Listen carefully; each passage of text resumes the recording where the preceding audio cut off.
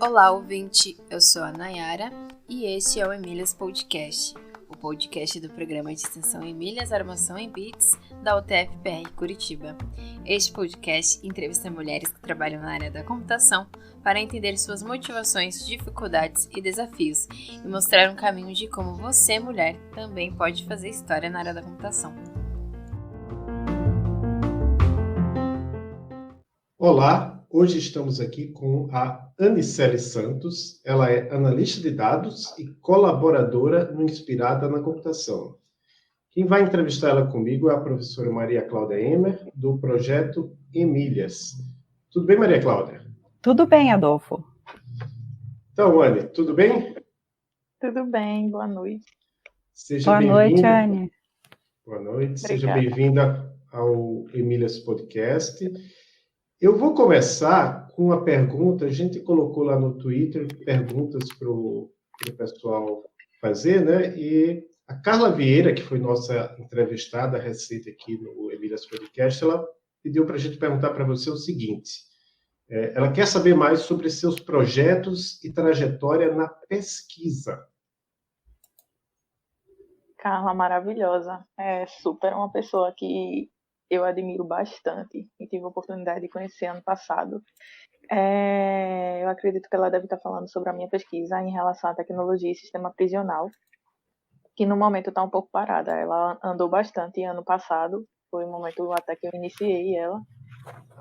Foi o momento que eu iniciei ela e aí ela aconteceu o que eu chamo de primeira temporada, né? Foi quando eu pensei em estudar sobre isso e tal. Então, por enquanto, tenho andado com ela não no contexto de escrever, produzir alguma coisa e falar em lugares, mas no contexto de agir em relação ao assunto em si. Aí hoje eu atuo num coletivo chamado Liberta Elas, que é um coletivo voltado para mulheres no sistema prisional, e lá a gente tem pensado algumas coisas que a tecnologia possa ajudar a contribuir, né? No sentido de ajudar essas mulheres nas situações que elas estão, sobretudo no contexto de quando elas saem de dentro do sistema e voltam à ressocialização na sociedade, que é um dos pontos mais fortes que eu busco sempre pensar quando eu analiso a pesquisa que eu tenho feito nesse sentido.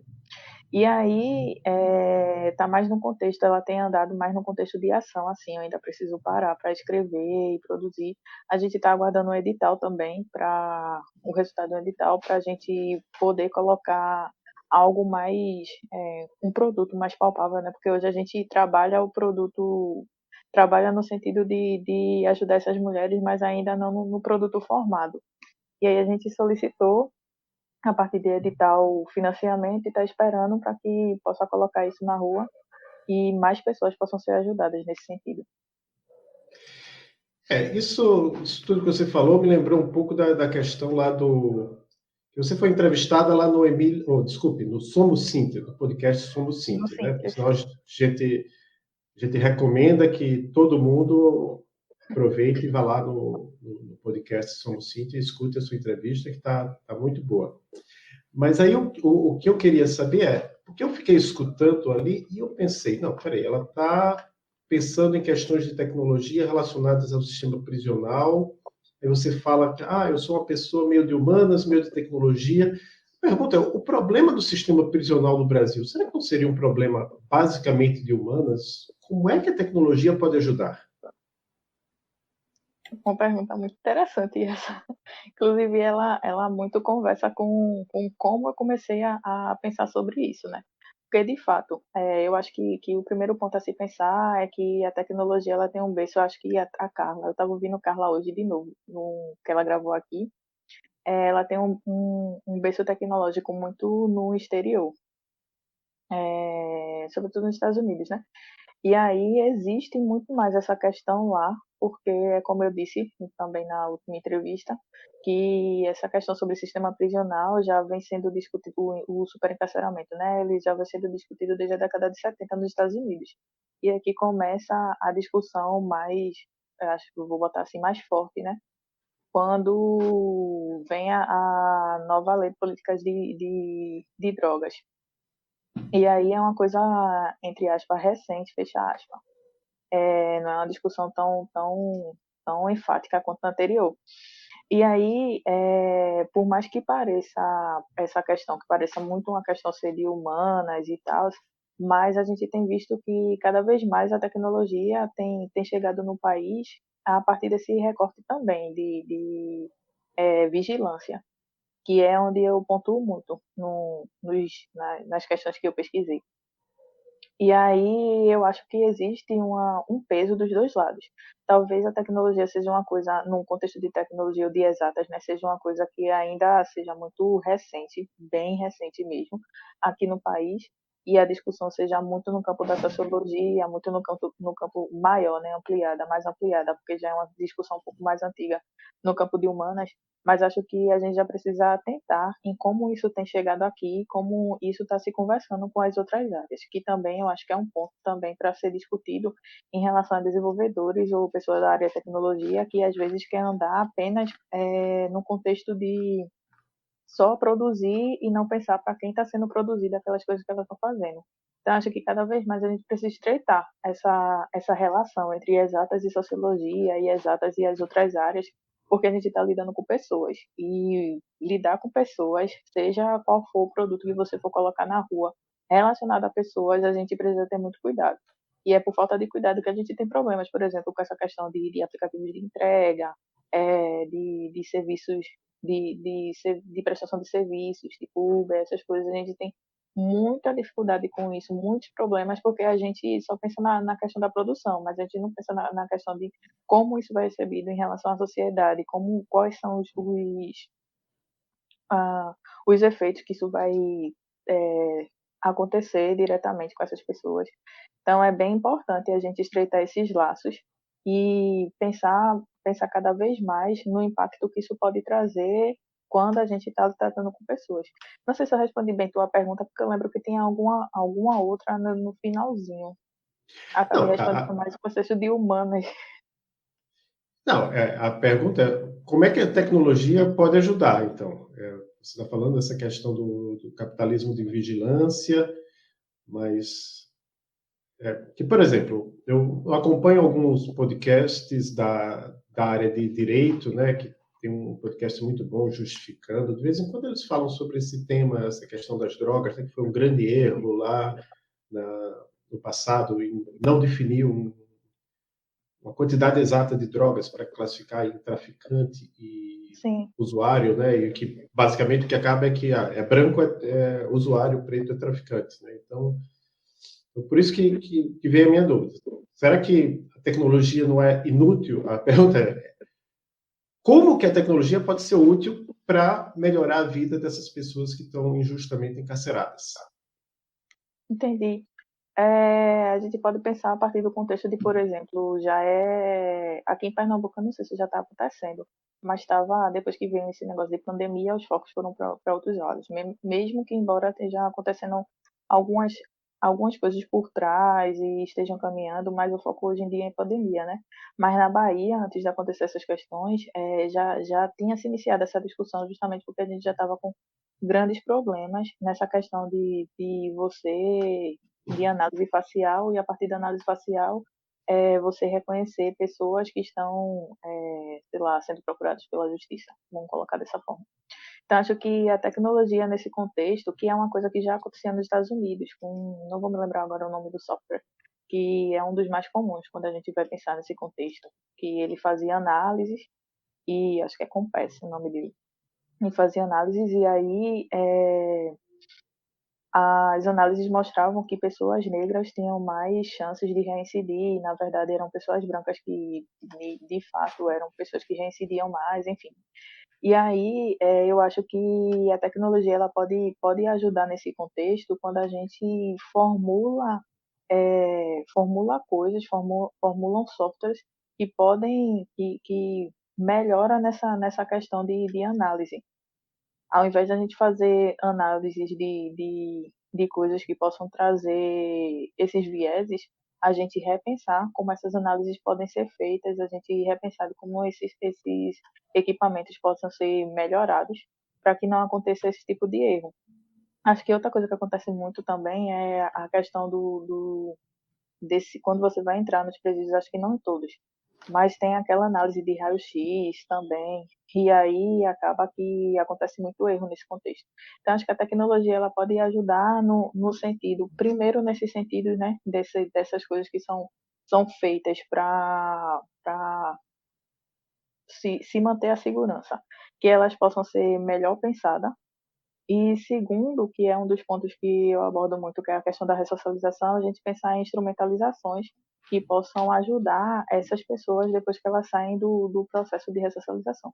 Porque, de fato, possa ser que a gente pense que, como é um contexto que é muito jurídico e não conversa muito com a área de tecnologia, mas a gente hoje já tem essa questão do como é o nome das startups que conversa com jurídico e tecnologia? Esqueci agora. Tem algumas aqui no Recife já.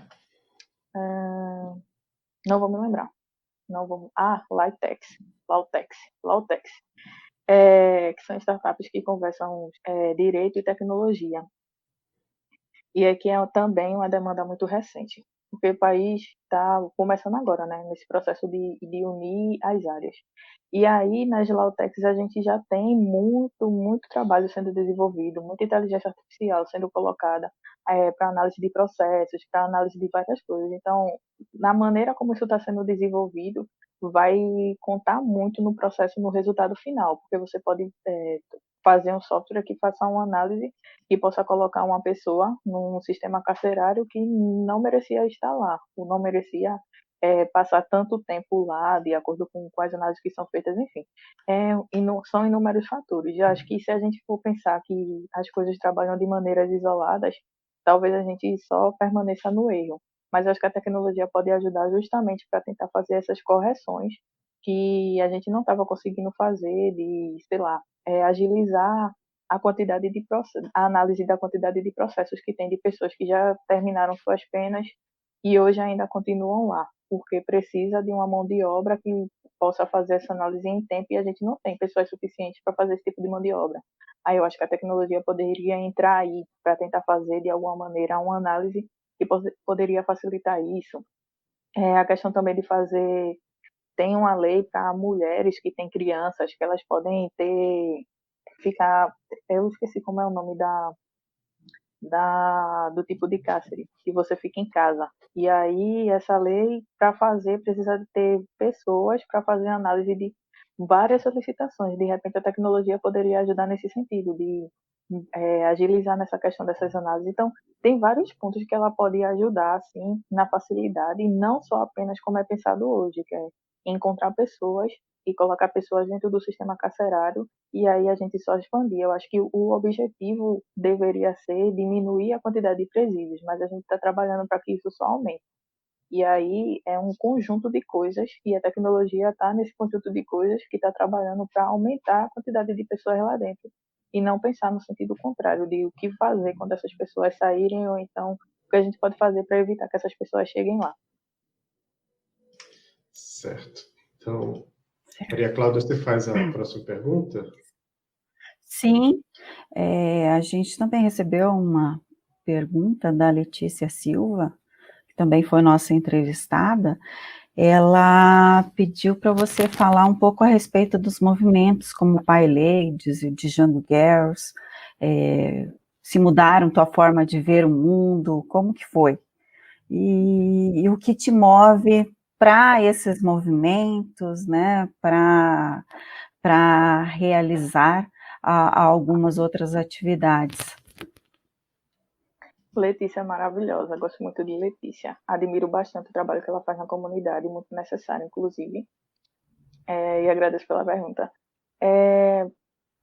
As comunidades têm, eu sou muito grata assim às comunidades. Sempre que eu falo para pessoas que estão começando na área, eu sempre digo, encontre pessoas que você possa se ancorar, pessoas que você possa pedir ajuda. E eu acho que a comunidade tem esse papel muito importante.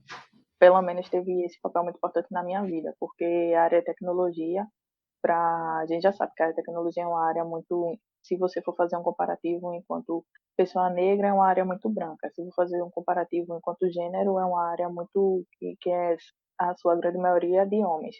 Então você se vê sozinho nesse mundo, tentando enfrentar as barreiras que existem, se você for uma pessoa periférica, então você vai ter ainda mais dificuldades. Então, são várias coisinhas que vai fazer você, em algum momento da vida, pensar: ou aquilo não é para você, ou você não vai conseguir chegar onde as outras pessoas chegaram, e enfim, várias coisas. Então, as comunidades na minha vida têm um papel assim, bem, eu não diria fundamental, porque é eu acho que é uma parceria que existe entre você e a sua força de continuar seguindo, independente das dificuldades. E aqui eu não estou colocando o contexto de meritocracia, estou dizendo a sua persistência naquilo.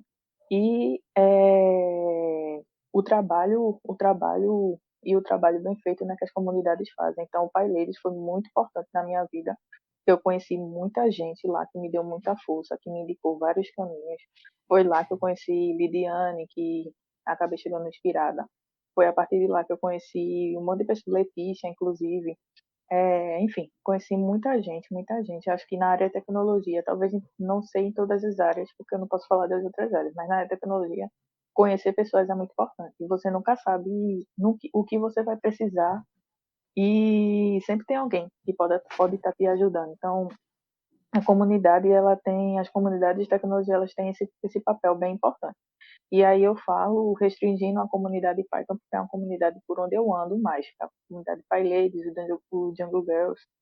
Não sei as outras comunidades, não posso falar sobre as outras. Mas em relação à comunidade Python, é uma comunidade muito acolhedora, em relação até, inclusive, à diversidade, que é um ponto bem importante. Tem outra pergunta que eu esqueci, que Letícia fez junto com essa.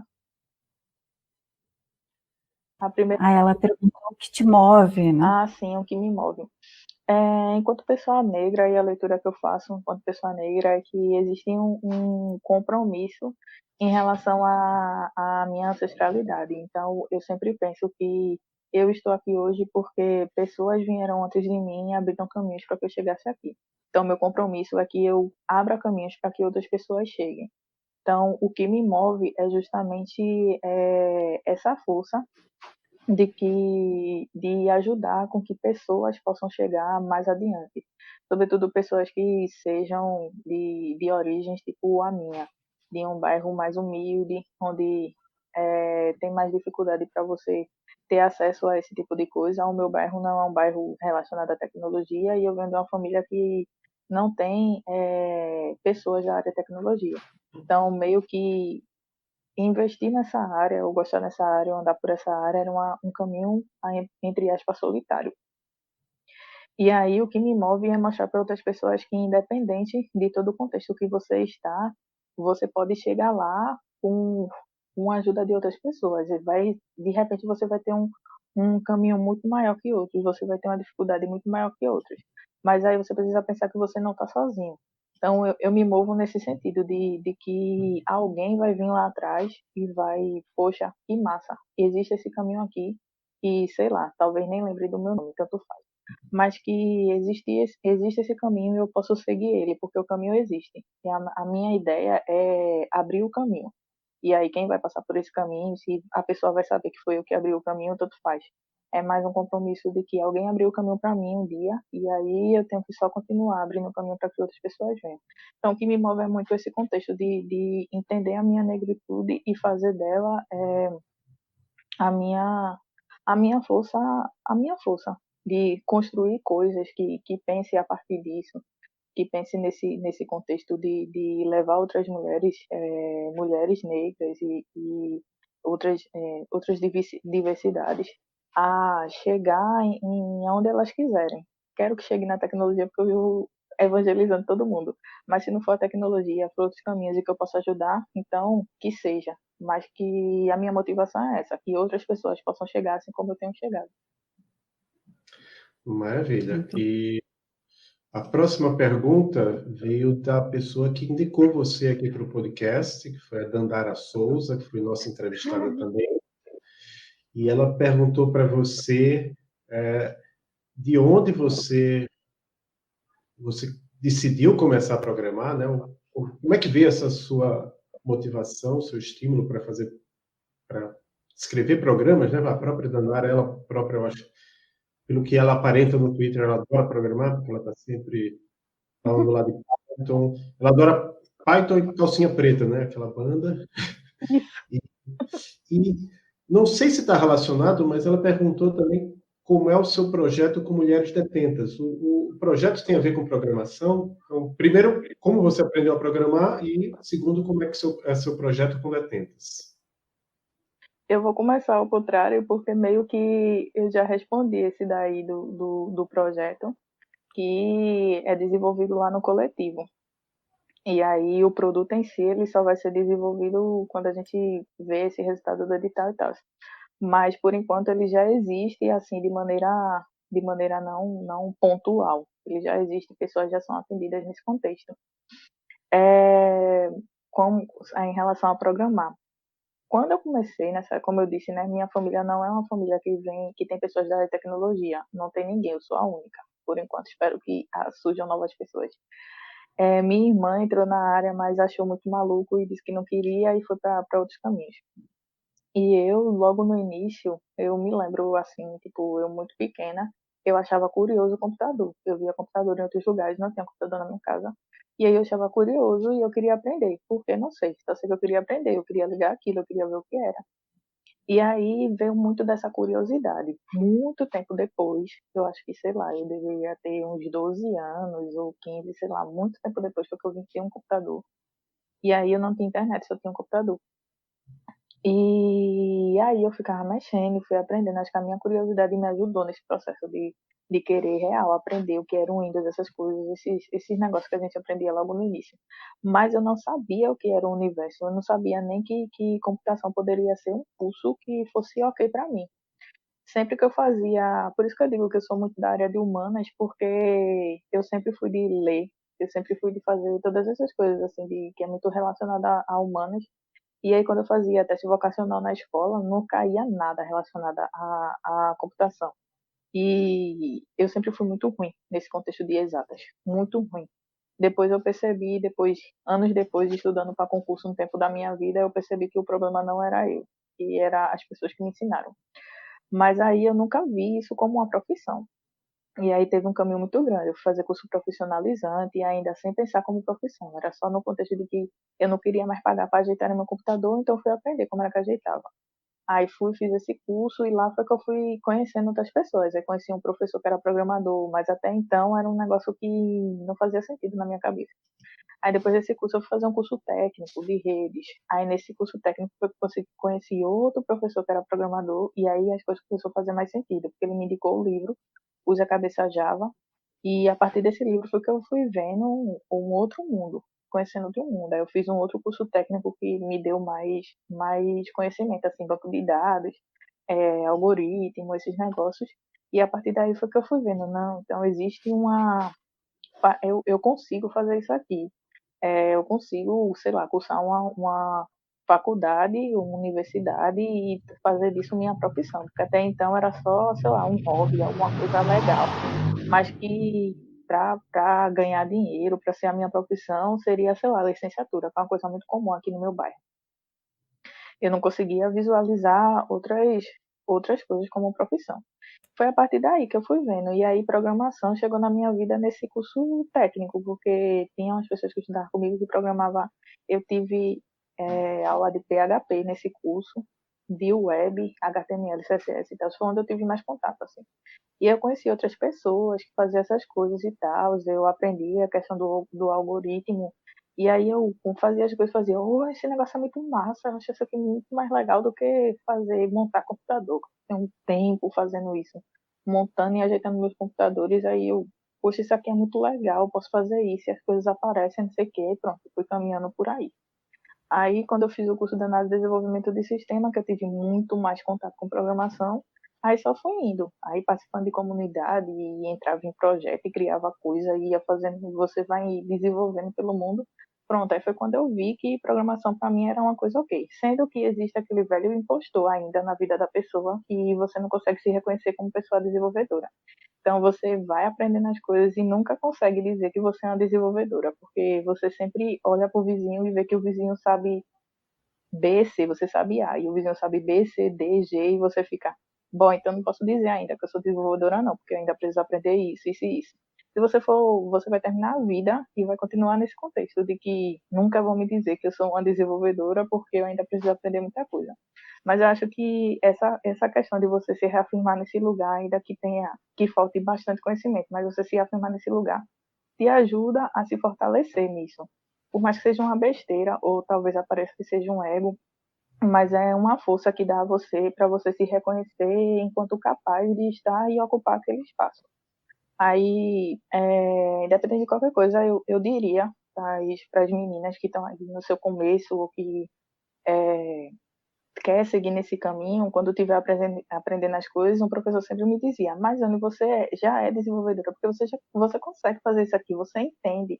Você pode ter dificuldade aqui e ali, mas todo mundo tem várias dificuldades. E eu não aceitava aquilo que ele dizia para mim. Hoje eu vejo que isso faz muito sentido. Então, eu diria para as meninas que, independente de um monte de coisa que você ainda precisa aprender, você vai aprender no caminho, mas você se entenda como uma pessoa participando daquele lugar, porque você consegue fazer alguma coisa. Isso é muito importante.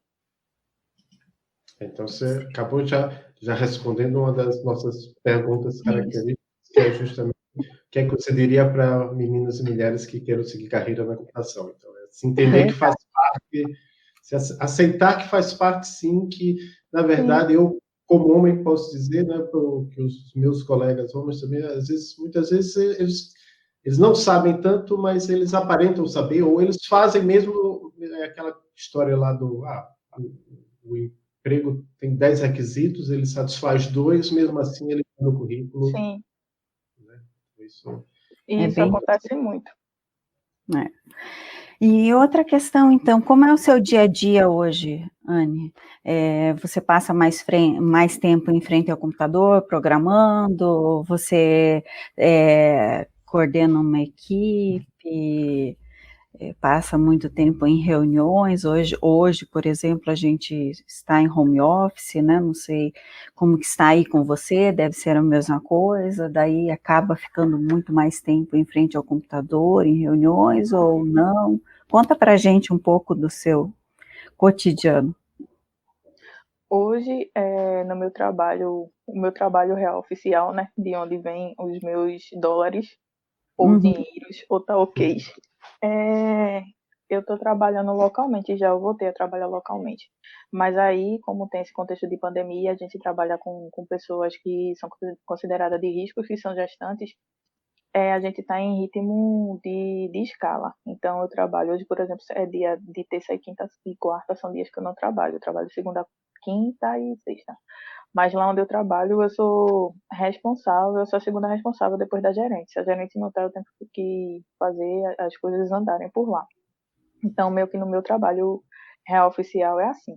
Mas eu tenho um monte de outras coisas que demandam de mim tempo e tal. E aí as reuniões que eu faço é mais de outros espaços que eu participo.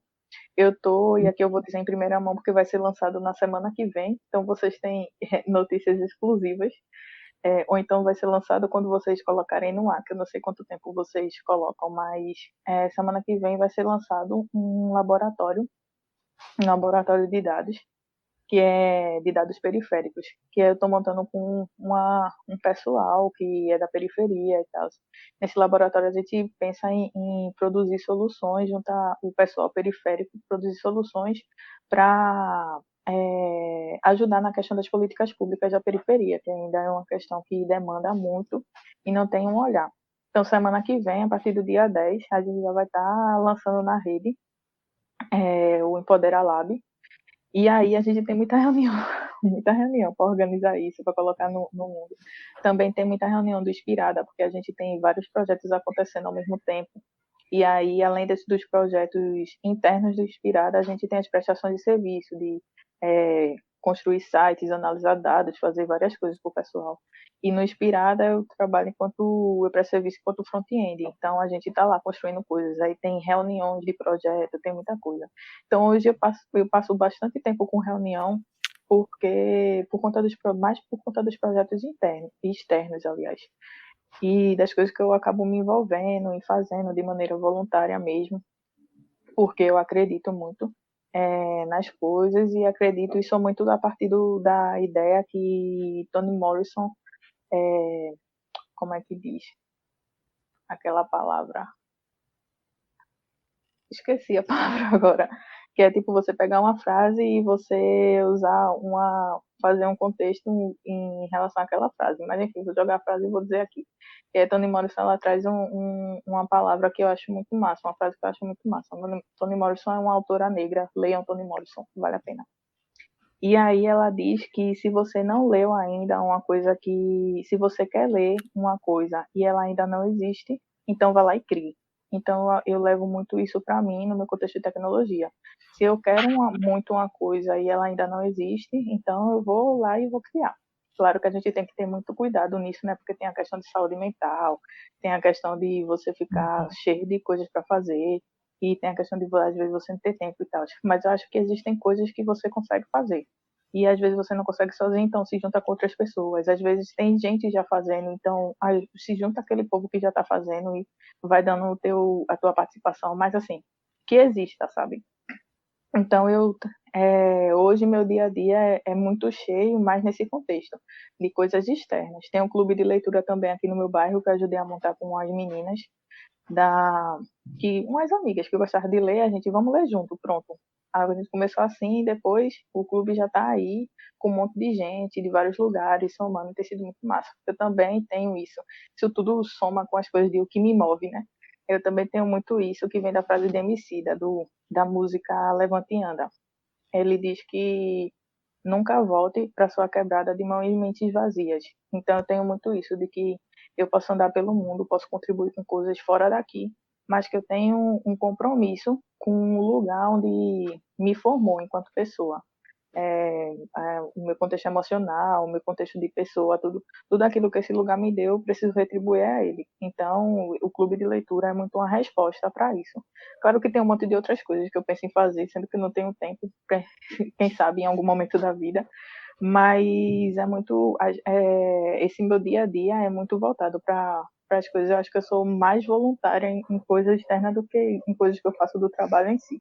Eu gosto do meu trabalho justamente porque tem essa flexibilidade de produzir no trabalho e poder fazer outras coisas que eu gosto e acredito. Maravilha. E aí, como eu falei, você esteve lá no podcast Somos Cíntia, você falou lá bastante ação, né? Você fez 2 cursos técnicos, você fez um curso superior. Em que foi mesmo o curso superior que você fez, antes de fazer o curso em computação? O curso superior que eu fiz antes desse foi gastronomia. Eu nunca digo a ninguém, porque todo mundo faz. Você não cozinhou para mim, mas minha gente, o curso de gastronomia é um mundo. Não se atém apenas a cozinhar. Aí eu sempre fico calada, não diga a ninguém. Depois desse podcast, todo mundo vai dizer: vá para o Masterchef, garota. Pois eu já tive um aluno lá de engenharia de computação da UTFPR, que ele era formado em gastronomia, e ele resolveu. Eu não sei em que pé que ele está agora, se ele terminou o curso, mas eu lembro, é porque os alunos passam por mim de engenharia de computação, passam por mim no primeiro período. Então, quando ele chegou no primeiro período, ele já era formado em gastronomia. Ele quis mudar para engenharia de computação. Mas eu não me lembro se você falou, mas se você não falou, é interessante repetir. Se você falou lá, é importante você repetir agora. Qual foi a centelha assim que disse, vou seguir carreira na computação ou melhor, por exemplo, porque você fez os cursos técnicos e, se não me engano, você falou alguma coisa assim, que você cansou de consertar os computadores do pessoal, aí você... eu acho de pagar para outras pessoas consertarem, né? Você queria consertar, você queria fazer. Mas aí você foi para essa gastronomia e depois, qual foi a centelha que disse, vou voltar para a computação? Pronto. Eu não enxergava a computação como uma área assim de estudo e de ganhar dinheiro, essas coisas assim. Eu enxerguei em gastronomia porque, como eu moro numa parte litorânea, então eu tinha opções. Ou essa opção de ser do serviço público, ou a opção de ser da licenciatura, né, professor. Aqui é muita gente professora e tal, o que é muito bom, né? É muito bom morar numa terra que tem professores. ou essa área de trabalhar na praia, com algum, sei lá, turismo, gastronomia, alguma dessas coisas. Então, aonde eu vivia, o que chegava para mim era essas informações. Você tem essas opções aqui. E aí eu tinha que escolher naquelas opções. Eu nunca enxergava como sei lá, fazer uma ciência da computação, que era o que tinha na época, uma engenharia da computação, primeiro por conta de exatas, que eu nunca me enxergava nisso, né? Dizia, eu vou morar no primeiro período, não vou sair não. E segundo, porque eu não enxergava realmente computação como uma coisa que fosse profissão. E aí eu fui lá, né, fazer gastronomia e tal, e aí quando eu cheguei, não é um curso ruim, eu gosto muito do curso, até hoje eu uso as habilidades que eu aprendi no curso para outras coisas assim. E aí quando eu cheguei, acho que no segundo período, eu fiz, eu cheguei para minha mãe e disse, eu acho que eu quero seguir na área de tecnologia. Eu acho que eu quero fazer alguma coisa nisso. Acho que é isso mesmo, porque eu sentia aquela vontade, eu sentia aquele desejo de aprender coisas, mas como eu disse, né? Para mim era como se fosse apenas um hobby, não fosse nada mais do que isso. Mas no segundo período eu comecei a ver que não, acho que é isso mesmo, acho que eu tenho que ir por esse caminho. Comecei a ver melhor, comecei a ler mais, e aí eu já comecei a ter acesso mais à internet. Na verdade, a ter acesso mais não, né? A ter acesso à internet, porque a internet chegou no meu bairro quando o resto do mundo já tinha internet. Então, enfim, bem atrasado. Aí era que dificultava ainda mais a minha aproximação de ter conhecimento com as coisas. E aí eu comecei a ler coisas sobre isso, fui vendo que existem pessoas próximas a mim, que próximas assim, pelo município que fazia isso, fui vendo que a coisa não era tão distante de mim. E aí minha mãe fez, não, você já começou esse daí, então você vai terminar. E depois que terminar, você resolve o que é que você quer fazer da sua vida. Mas você começou, você vai terminar esse. Aí eu fui o quê? Terminei o curso.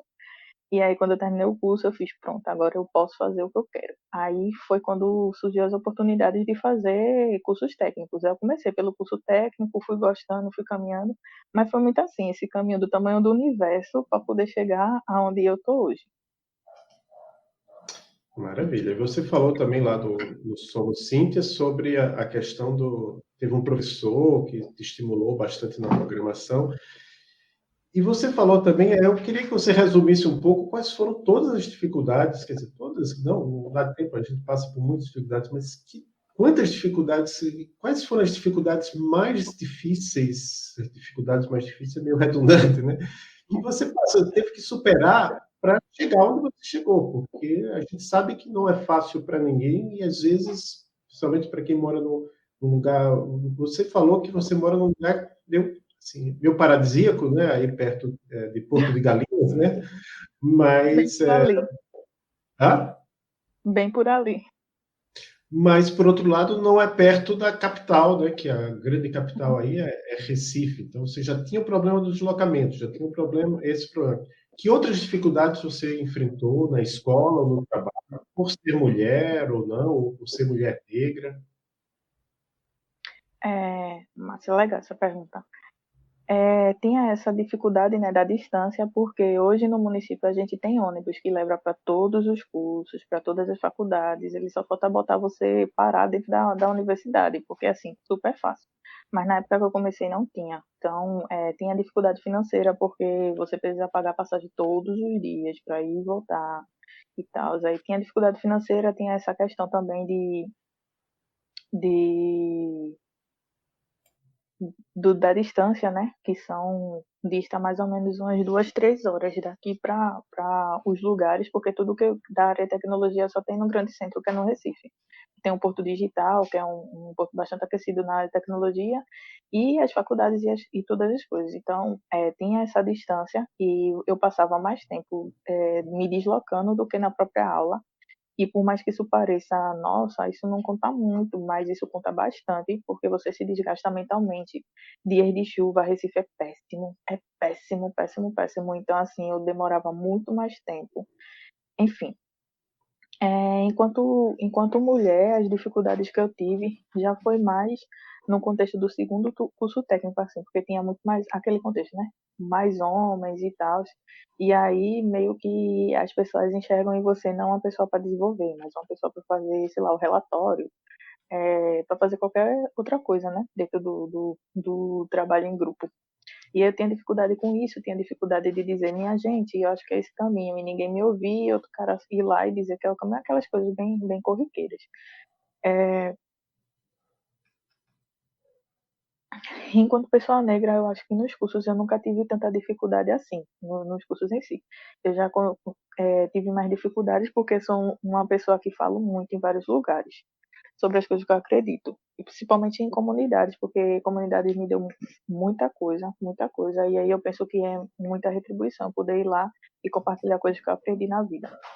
E aí, enquanto pessoa negra, as dificuldades que eu tive foi mais falando em alguns espaços. Mas quando eu falo hoje, ainda tenho dificuldade com o entendimento das pessoas nessa questão de tecnologia e sistema prisional, porque o sistema prisional é um assunto bastante sensível à sociedade. Então, as pessoas ainda têm alguns estigmas e algumas coisas que não são bem desenvolvidas, e aí acaba pontuando de maneira com toda essa carga, né, que as pessoas têm quando escutam o que eu tenho para falar. Quando eu falo nesse contexto, né, que existe ainda uma grande dificuldade. Eu lembro que uma vez eu estava falando num lugar, e aí eu falando que ainda existe essa dificuldade de mulheres nos espaços, etc. E eu lembro que um homem disse que a gente deveria criar espaços para as mulheres serem ouvidas, porque a gente fica falando, mas a gente não faz nada, coisas desse tipo assim, bem bizarro, que você acha que o povo parou de ouvir. E aí, quando ele terminou de falar, eu fiz, então, existe um monte, eu poderia listar aqui 500 milhões de comunidades que existem de mulher, agora, você não sabe, porque isso é um assunto que não interessa a você, se interessa se você procurar, vai saber. Então, é meio que esse contexto, sabe? Às vezes as pessoas exigem da mulher 2 vezes mais aquilo que um homem faz, sei lá, como bem você falou, o homem às vezes não sabe nem fazer e diz lá, não, eu faço.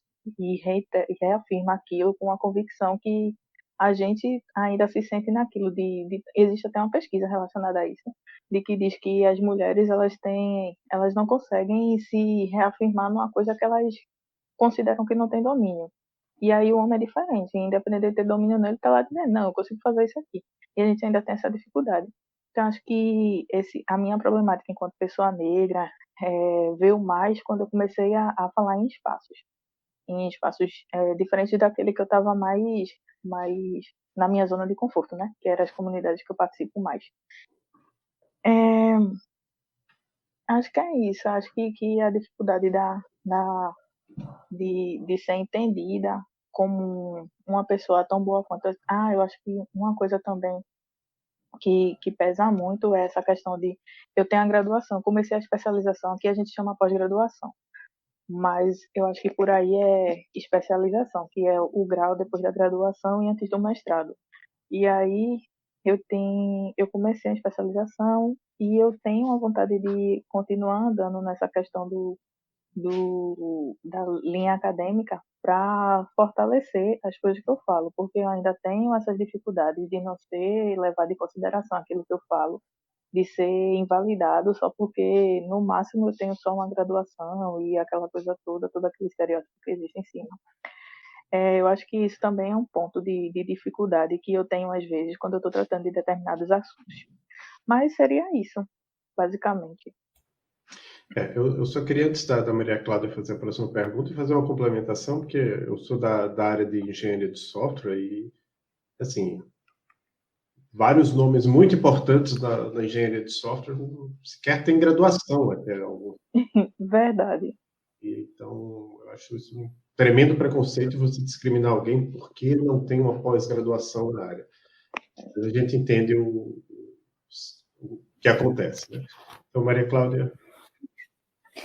Até porque, né, não é só o diploma, né? Todo conhecimento que traz, toda essa sua bagagem, experiência, é muito importante na hora de falar a respeito do assunto, né? Bom, eu acho que nas questões também que você foi respondendo, você acabou falando dos grupos, né, que você participa, de mulheres na computação. Só queria que você falasse um pouco mais a respeito do seu novo projeto, então, Empodera Dados, né? Empodera Lab.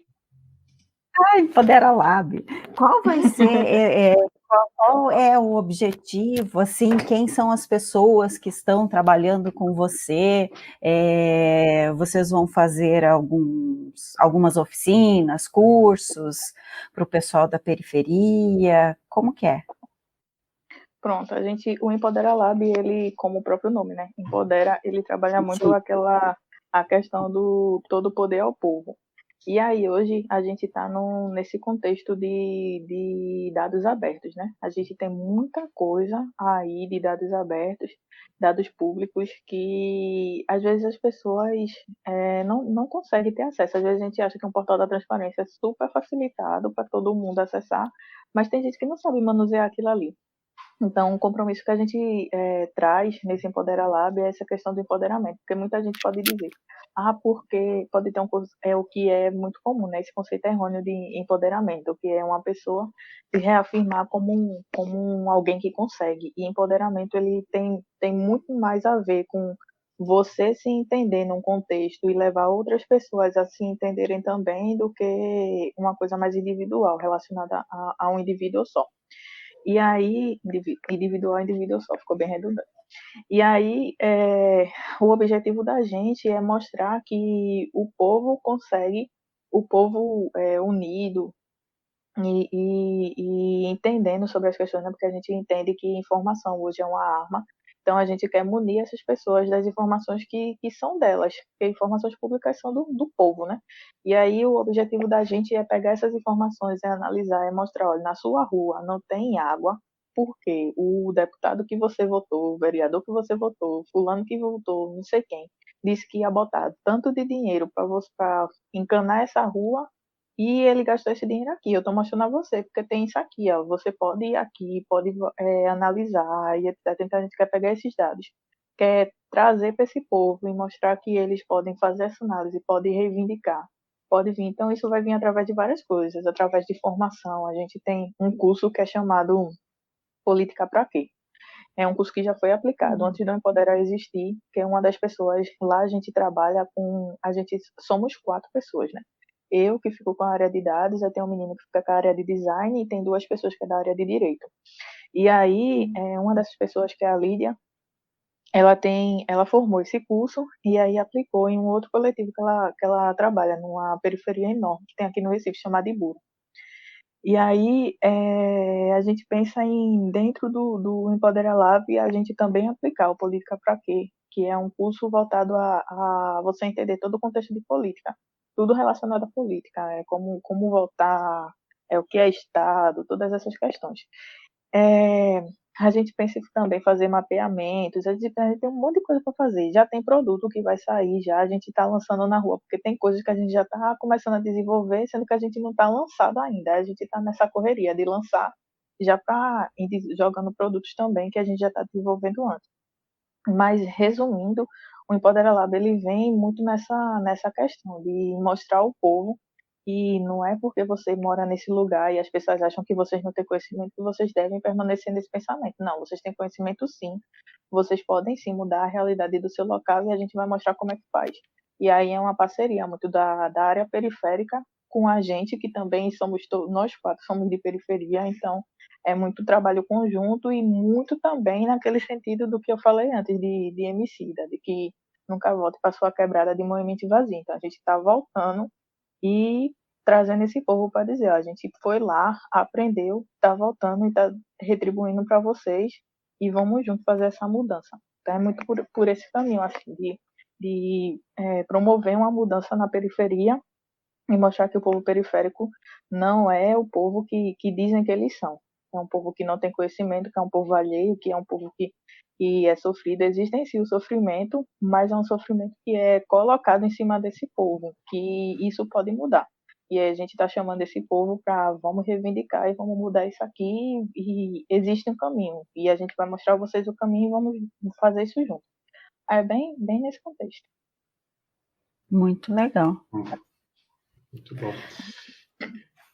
E eu acho que agora é aquela pergunta das indicações, né? Isso. Anicele, será que existe algum livro, filme, série, podcast, quadrinho, música, né?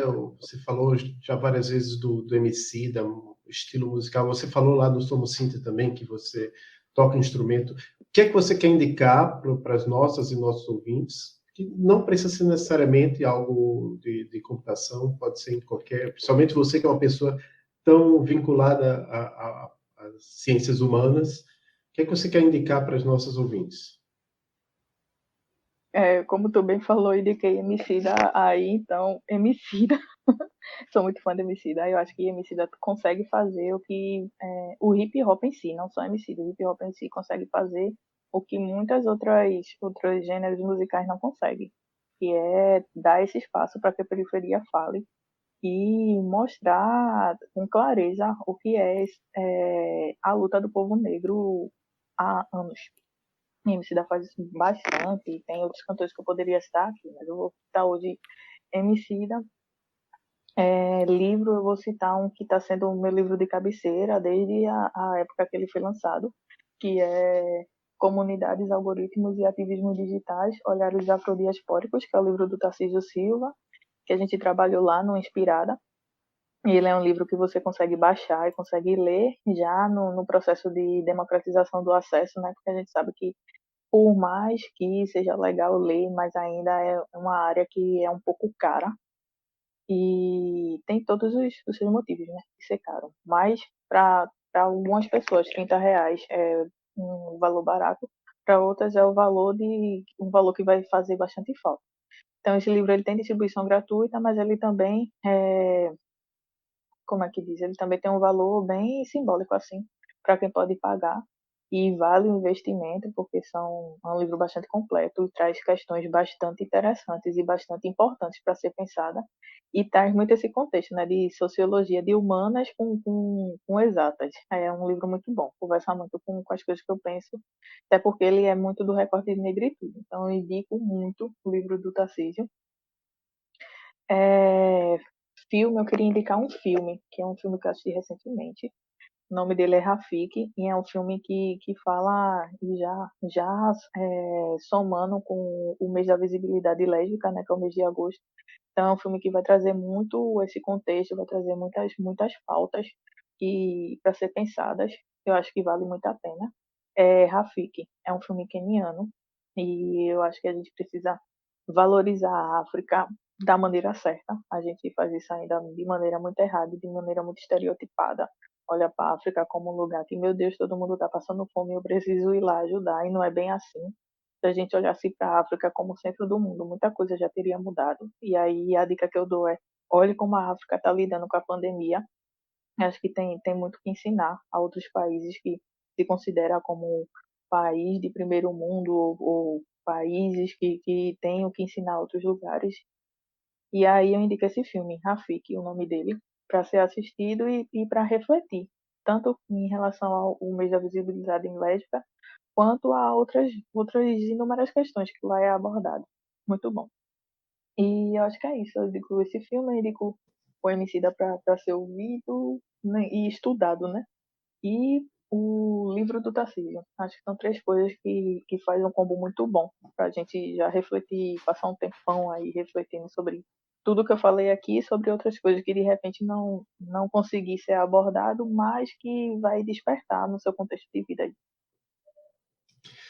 Maravilha. Até É, o livro do Tarcísio, ele foi indicado pela Andresa Rocha no nosso episódio já. Deve Andresa é fazer maravilhosa. uns 2 meses ela indicou. Acho que ainda não tinha, quando ela indicou, ainda não tinha começado a série de lives lá do Clube de Leitura, inspirada na computação. A gente vai deixar o link na descrição, né? E quem quiser entender por que vocês começaram o clube de leitura, eu acho que na primeira live vocês explicam a questão que Isso. você particularmente gosta muito de clubes de leitura, né? E você resolveu fazer com esse livro, né? E esse livro ele tem prefácio do Emicida também, né? Isso. Então, se não me engano, nessa série de lives vocês chegaram a entrevistar alguns dos autores dos capítulos, não foi isso? Sim, a gente entrevistou bastante gente. Foram 13 pessoas entrevistadas. E eu não vou conseguir me lembrar agora quantos autores a gente entrevistou do livro, mas a gente entrevistou sim alguns autores. Inclusive, eu até diria você seguir ali nas redes, as pessoas, né, os autores que você conseguir encontrar, você seguir nas redes sociais, porque vale muito a pena, muito conteúdo extra que você vai tendo, para além do livro, os trabalhos que eles fazem, onde eles atuam, essas coisas, é muito bom mesmo. Então, fica aí também outra dica. Certo. Então, E como você falou mesmo, né, algumas questões que a gente pode não ter abordado aqui, que com certeza não abordamos, né? Você podia falar de algo que você gostaria de falar, para a gente finalizar, né, ou quase finalizar? Eu acho que uma questão que a gente não abordou muito, mas que eu acho bem importante a gente começar a pensar assim, veio até a partir de uma reflexão, não vou me lembrar agora, mas eu acho que foi uma reflexão que a gente estava fazendo até eu acho que foi Nina da Hora, uma reflexão que a gente estava fazendo em uma das lives lá, que é o recorte de raça que a gente não faz nessa questão da pandemia, o recorte racial. E esses dados que a gente tem pego de maneira geral, né? Os dados que a gente pega de maneira geral, que a gente não faz esse recorte racial. Então, acho que a gente pensar um pouquinho sobre como a gente está analisando esses dados, os dados que a gente pega de todos os espaços.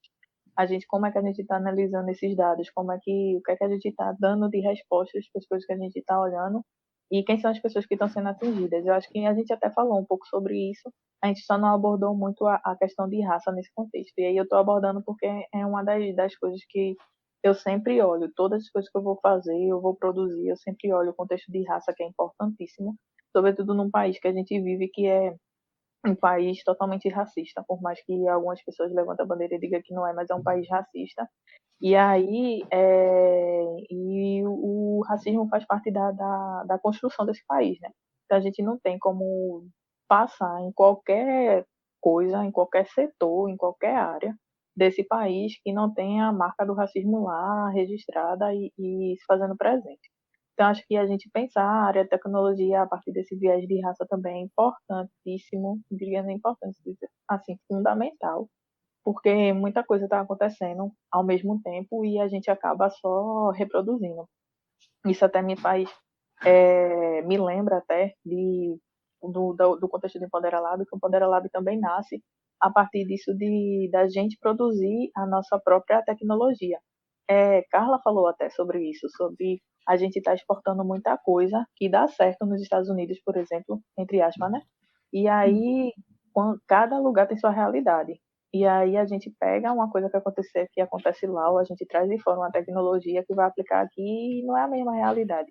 Então a gente pensar ao que é que a gente está exportando e se não seria mais interessante. Tem um capítulo do livro que eu não vou me lembrar agora, mas é o capítulo que Nina participou. A gente pensar sobre a gente produzir nossa própria tecnologia, tanto a gente quanto pessoas brasileiras a partir de raça, o que é que a gente está produzindo para esse país enquanto tecnologia e enquanto pessoas no recorte racial, né, esse compromisso que a gente tem, o que é que a gente está produzindo nesse mundo, colocando aí, né, nesse país que tá limitando as pessoas de recorte racial de fazerem parte do todo. Então, são coisas que a gente não abordou aqui direito, porque meio que também não dava tempo. A gente tem que sair pontuando, só pincelando as coisas. Mas as indicações que eu dei, os podcasts que já vieram antes, que eu estava ouvindo, também trabalharam muito bem isso. Então, é meio que pontos assim para refletir e ler algumas coisas a mais e ir caminhando. Maravilha. Muito importante a sua fala. Você falou da Nina da Hora, né? Ela tem até um podcast também, né? O Ogunhê. Ogunhê, maravilhoso. Que ela destaca a importância de cientistas africanos. E aí eu queria saber onde é que as pessoas podem saber mais sobre você. Eu lembro que você tem eu achei um perfil no LinkedIn seu, tem o Twitter, que é @shuri_Anne, né? Tem mais algum site seu? Não, o site eu fico devendo o site toda vez. Todos os lugares, todo mundo tem um site, eu fico devendo esse site, meu Deus, minha gente. Mas tem o Instagram, tem o Facebook, que é Anicele Santos, mesmo nome. Tem o LinkedIn, sendo que eu tenho que atualizar as coisas do LinkedIn. Aí meio que você consegue me ver de maneira geral, mas eu tenho muita dificuldade de atualizar lá, mas vou atualizar em algum momento. E tem o Twitter, onde eu sou mais ativa. Só que lá eu não coloco, raramente eu coloco coisas sobre áreas que estudo, essas coisas. Eu uso o LinkedIn ou o Twitter mais para desabafar. Então, se você quiser realmente me conhecer, é só participar das comunidades, tipo Pai Ladies, essas comunidades assim, que são lugares onde eu tô e contribuo, faço alguma coisa. O Inspirada, seguir o Inspirada, é lugares onde eu realmente participo mais, eu contribuo com alguma coisa, porque nas minhas redes sociais boto pouca coisa e pouquíssima coisa mesmo. Você vai olhar meu Instagram só tem os livros que eu leio, não tem nada sobre mim. Aí, mas é isso. Se você quiser conversar, me chame por lá. Sou super acessível, até porque eu não sou uma pessoa famosa, então eu adoro trocar uma ideia. Se você quiser, é só chamar por lá e a gente troca uma ideia. Mas é bem isso. E fico aí devendo o site de novo, mais uma vez. Certo. Agora que você falou, né, que eu não sou uma pessoa famosa, mas acredito que você já inspira muitas pessoas, Anne. E aí eu lembrei de perguntar também, quem te inspira? Mulher negra, que te inspire para você fazer o que você faz, para você chegar onde você está chegando? Minha maior inspiração é a minha mãe, que é a pessoa que eu olho assim e vejo todas as coisas, todas as dificuldades que ela teve, e aí ela conseguiu chegar na especialização. Então, eu olho para tudo isso, para todo o esforço que ela teve para tanto estudar quanto para oferecer estudos a gente, e penso que, abre aspas, não faço mais do que minha obrigação, fecha aspas, em me esforçar e seguir o caminho. Então, minha maior inspiração real, oficial, é a minha mãe. Mas existem outras pessoas que você vai andando no meio do caminho e vai enxergando. Pessoas que você faz, poxa, eu acho que queria muito conseguir chegar num tanto de conhecimento que essa pessoa tem, assim, eu ser 10% como essa pessoa é. E aqui eu vou citar algumas pessoas assim pontuais que eu já disse a essas pessoas que elas são inspiração para mim, e vou com certeza esquecer de muitas outras. Mas eu vou citar aqui porque acho que eu for lembrando. Mas de maneira geral tem muita gente. Nina, eu digo direto a Nina. Muito massa ter conhecido ela nessa vida. Nina. Tem Monique Evelyn. Monique Evelyn é uma pessoa que é meio da área de tecnologia, meio da comunicação, enfim. Mas é uma pessoa que me inspira bastante, eu admiro bastante todo o trabalho que ela faz. Ela está sempre criando coisas, ela está sempre interagindo para saber o que, seria interessante ser criado, o que é interessante produzir e tal. Então, eu gosto muito dessa conversa que ela sempre procura ter no Twitter. Meu Deus. Lembrei. Vilma Reis. Vilma Reis é uma mulher que ela é uma ativista. E aí possa ser que algumas pessoas não conheçam porque já é de uma outra área. Mas é uma mulher assim que eu escuto e faço. Eu tenho que me levantar. Eu estou cansada, mas eu tenho que me levantar e fazer alguma coisa. Porque a fala dessa mulher, ela me dá força para fazer várias coisas, para continuar seguindo. Então, assim, Vilma Reis é uma pessoa que todo mundo deveria um dia na vida ouvir o que ela tem para falar, porque é sensacional. Assim, ela tem uma força na fala dela que me emociona muito, me traz muita força também para continuar seguindo. Então, são três pessoas assim que eu costumo sempre estar em contato de olhar e tal. Mas fora isso, o meu Twitter é repleto de pessoas que eu admiro. Então, estou sempre lendo, estou sempre em contato, que é uma coisa que eu diria até como dica. Sempre siga as pessoas que você admira, tente pelo menos uma vez na vida dizer a ela o quão importante foi. Por exemplo, você falando de Andresa, que passou em um dos podcasts aqui, e eu assisti, a primeira vez que eu assisti, que eu conheci assim, a Andresa, foi numa palestra que ela deu na Python Brasil em 2018. E foi uma palestra tão bonita, que eu fiquei bastante emocionada. Quando terminou a palestra, eu fui lá e disse a ela o quão importante tinha sido essa palestra na minha vida. Eu acho que é muito importante você dizer, se você tiver a oportunidade, dizer às pessoas o quão importante é aquilo o quão importante foi aquilo para o impacto que teve na sua vida. Porque às vezes você só está lá dizendo as coisas e acha que o povo tá nem aí, mas às vezes uma pessoa é tocada por aquilo. Então, eu costumo sempre, quando eu tenho a oportunidade, de dizer, foi muito massa o que tu fez, mudou bastante minha visão, minha vida e tal. Então, a Andresa é uma das pessoas também que eu admiro bastante. Sigo ela no Twitter. Sempre que dá, eu troco uma ideia com ela sei lá, seja num post que ela colocou e me fez refletir, enfim. Mas eu sigo muita gente negra, principalmente no Twitter, e aqui eu não estou dizendo que só pessoas negras, mas eu sigo muita gente negra, assim, conversa com as coisas que eu acredito.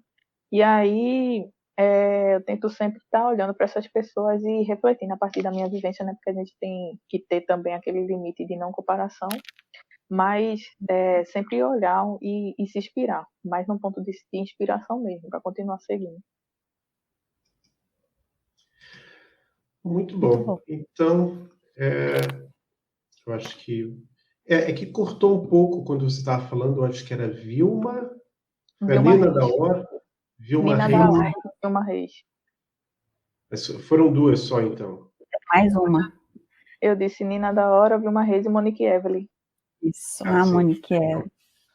Então, cortou um pouquinho quando você estava falando da Vilma Nunes, mas acho que vai dar para entender. Vilma Reis. Só Isso, para dizer Vilma que, Reis. gente, apesar de essa gravação aqui estar sendo uma live, experimentalmente a gente está fazendo a gravação live no YouTube, né? Tem a Débora Azevedo aqui, que já mandou 2 mensagens dizendo que está Meu amando. Deus, Débora maravilhosa. Rainha do Pai Ladies. E ela disse também que os livros que tu lê falam muito sobre tu. Então... Ó, que legal, nós temos alguém, então, nos assistindo. Certo? E aí você já falou quem te inspira e a gente tem a pergunta se você quer agradecer, mandar um abraço para alguém. Eu quero. Primeiro eu quero agradecer a vocês pelo convite. Sempre que me convidam para alguma coisa, eu fico pensando, meu Deus, o que é que eu vou dizer ali? Aí eu tava conversando com o Dandara, a menina, o que é que eu vou falar? Não tenho nada para falar. Você vai falar assim, não sei o que, você tem muita coisa para contribuir, não sei o que. E eu sempre tenho esse pensamento de que, sei não tenho, as coisas que eu faço são o que eu acredito e acho que, eu não vou dizer que não faz mais do que a minha obrigação, mas, tipo, são coisas assim que pra mim é o que eu acredito e só tô indo, sabe? Não espero muita coisa em relação a isso. Mas eu quero agradecer a vocês pelo convite de estar aqui, que passou muita gente muito fera, que eu admiro pra caramba, assim, e estar no meio desse povo é uma responsabilidade enorme. Quero agradecer a quem me indicou, acho que foi Dandara quem me indicou, não sei. Foi Dandara. Pronto. Eu quero agradecer, Dandara é uma pessoa bem especial, assim, conheci Dandara em 2018 no curso de análise de dados e é bem significativo, porque foi ali que eu comecei a pensar em dados, em análise, essas coisas que o Pai Leite Paraíba fez. E eu fui lá, saí daqui de Pernambuco para Paraíba, que nem é longe, é bem pertinho, de verdade, não é nem piada, é realmente bem pertinho. Então eu pensei, então vou. Então, eu quero agradecer a Dandara e dizer a ela que ela é super importante assim, na minha vida, tanto na trajetória tecnológica quanto na trajetória pessoal mesmo. Ela é bem significativa, assim. Então, eu quero agradecer isso.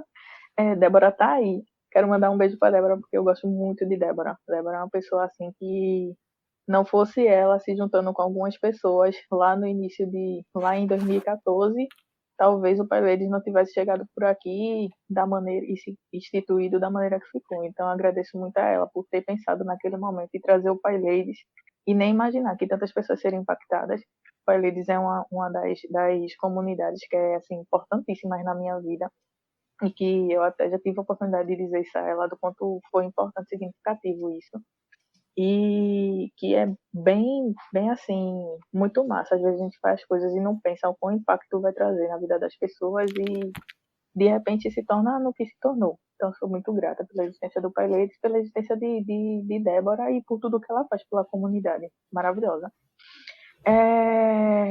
Eu acho que é isso. Para as meninas do Inspirada, a gente produz um monte de coisa doida lá e as coisas vão dando certo e que bom que vai dando certo, porque é bem isso mesmo, a gente não tem que ficar pensando que no dia X a gente vai fazer, a gente só tem que ir lá e fazer, e no meio do caminho a gente vai modelando e é isso, e a coisa vai dar certo, e é isso. Então, um abraço forte, e assim, as meninas do Inspirada, que todo mundo se segura na mão e vai indo e vai fazendo as coisas acontecerem, e é isso. Muito bom ouvir você, né? E diria que a sua fala é bem forte, né? E você consegue passar para a gente também uma força de vontade de fazer, de mudar, né? O que está em volta de você e também o que pode estar mais longe, mas que você conseguir atingir, certo?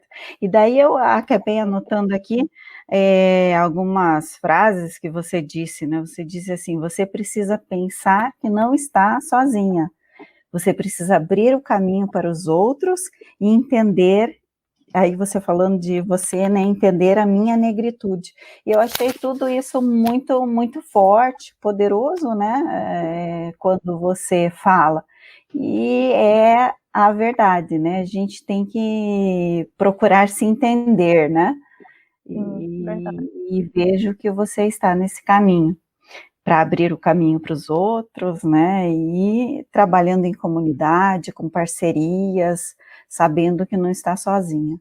Então, eu digo que gostei muito de te conhecer, de te ouvir. Que bom. Foi muito bom. Obrigada. Parabéns. Obrigada. Muito obrigado novamente, Anne. Só explicando um pouco, assim, a ideia desse podcast é mostrar diferentes carreiras na computação, né? E até algumas, por exemplo, a Andresa, ela é uma pessoa que ela está na computação, mas ela é uma pessoa de recursos humanos, então Isso. procura os mais diferentes perfis. Então, quem estiver escutando, a gente até colocou o formulário agora para as pessoas darem sugestões. A gente recebeu sugestões maravilhosas, porque a gente quer ter uma ampla abrangência de áreas, de diferentes tipos de perfis de pessoas. A gente vai entrevistar gente que... A gente quer entrevistar gente que mora no exterior, que mora no Brasil, Norte, Nordeste, Sul, Centro-Oeste, desenvolvedoras, não desenvolvedoras, redes. Então, a próxima entrevista que vai ser divulgada vai ser Hoje a gente está falando, 4 de agosto, né, para quem não está assistindo ao vivo, e essa semana ainda deve ser divulgada a entrevista com a Daniele Monteiro, que trabalha numa área que... Maravilhosa! Trabalha com banco de dados, né? Você não vê muita gente por aí trabalhando com banco de dados. Quer dizer, não posso nem dizer que você não vê. Eu não vejo porque eu fico mais no mundinho do desenvolvimento de software. Mas apareceu a Daniele lá, eu vi ela falando... Ela foi para uma live com a Andresa Delgado, né? Então, apareceu lá no Twitter e disse, vou chamar ela porque é de uma área diferente. Mas é isso. Então, quem está escutando, eu peço que ajude a divulgar. A ideia é que esses podcasts cheguem tanto a meninas no ensino médio, quanto a mulheres que estão em outra área e que ficam pensando, será que eu devo migrar para a computação? E, na verdade, assim, tem tantas possibilidades. E também para as meninas que estão na graduação, né, e que algumas vezes param e pensam, será que é isso mesmo, né?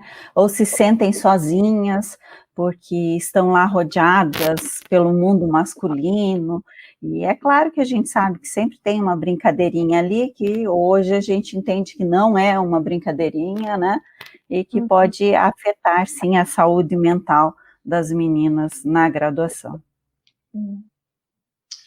Então é isso.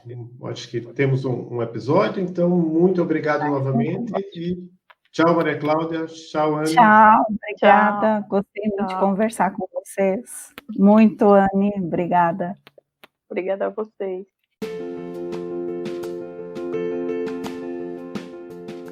Sigam o Emílias no Twitter, no YouTube, no Instagram e no Facebook para saber as novidades. Escutem o podcast no Anchor e nos demais agregadores de podcast, Spotify, Pocket Casts e outros, procurando por Emílias Podcast. Esse é um projeto de extensão da Universidade Tecnológica Federal do Paraná, UTFPR, Campus Curitiba. E acesse a nossa página